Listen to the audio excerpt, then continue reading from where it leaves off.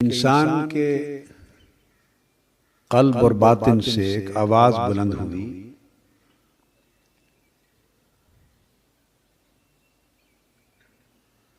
یہ دیکھ کر کہ ہر طرف گمراہی کا سیلاب ہے، شیطانی قوتیں حملہ آور ہیں۔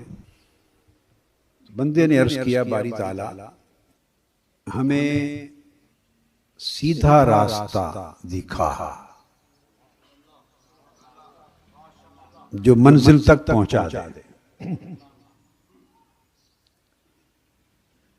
اس دعا میں 3 الفاظ ہیں، اہدنا، پھر الصراط اور پھر المستقیم، 3 لفظ۔ اہدنا ہمیں دکھا دے، صراط راستہ، المستقیم سیدھا جو منزل تک پہنچا جاتے۔ اہدنا کے ذریعے منزل کا اور مقصد کا شعور ملا۔ بھولے بھٹکے انسان کو نہ اپنا مقصد حیات معلوم ہے نہ اپنی منزل معلوم ہے۔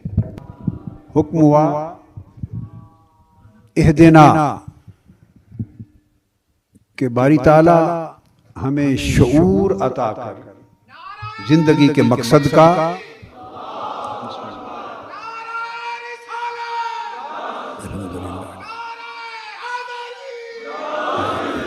زندگی کے مقصد کا اور منزل حیات کا اہدنا سے شعور ملا۔ جب شعور مل گیا انسان اٹھ کھڑا ہوا کہ اب چل پڑوں، اب ضرورت پڑی شعور مقصد اور معرفت منزل ہو جانے کے بعد ضرورت پڑی راستے کی، تو جواب آیا الصراط، راستہ دکھا دے کہ کون سا راستہ ہے جو اس منزل تک پہنچا دے۔ راستے پہ چل پڑے،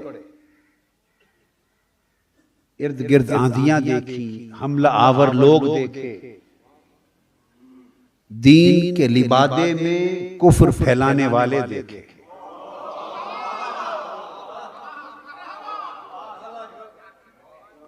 ہدایت کے نام پر گمراہی کا کاروبار کرنے والے دیکھے،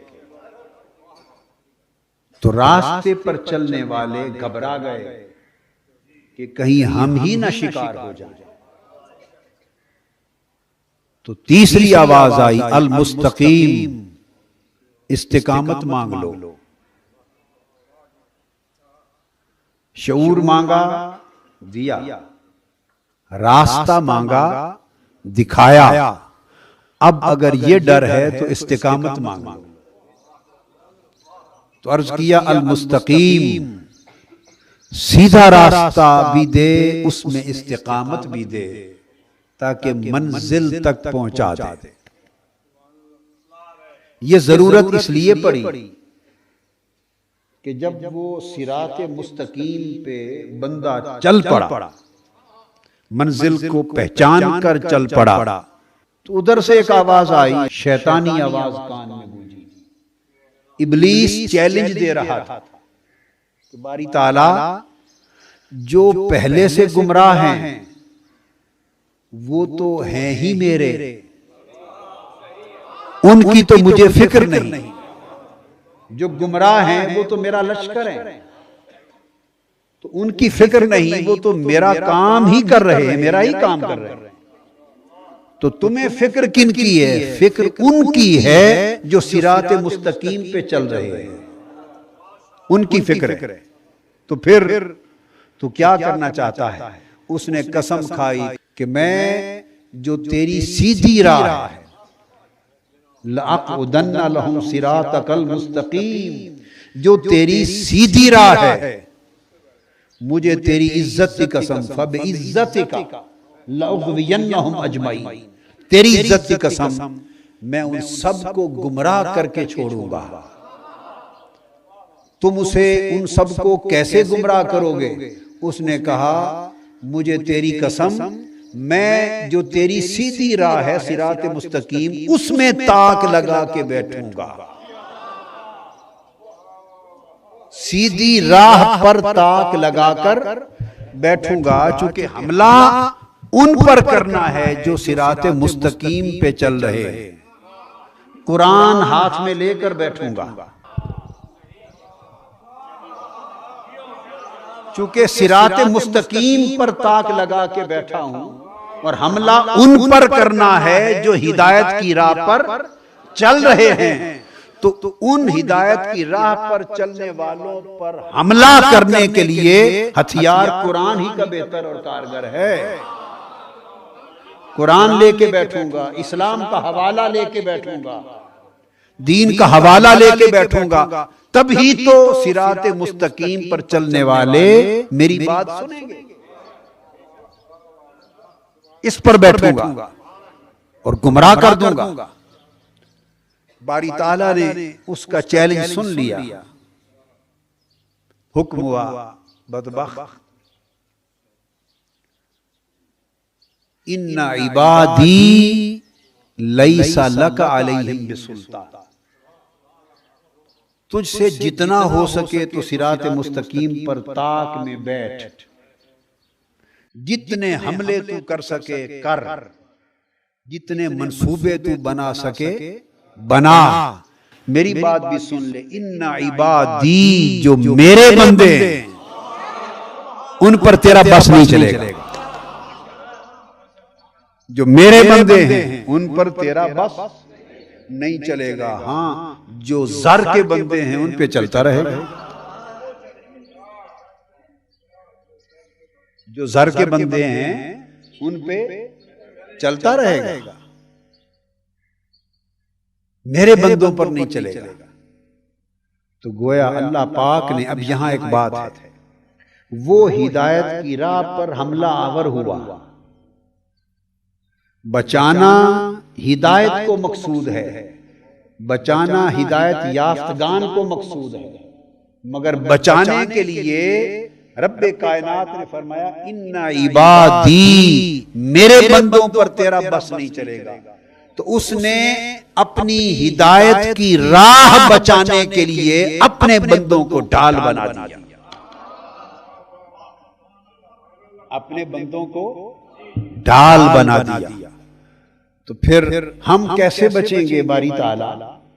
اللہ پاک نے فرمایا بس جو میرے بندوں سے جڑ جائیں گے وہ بچ جائیں گے،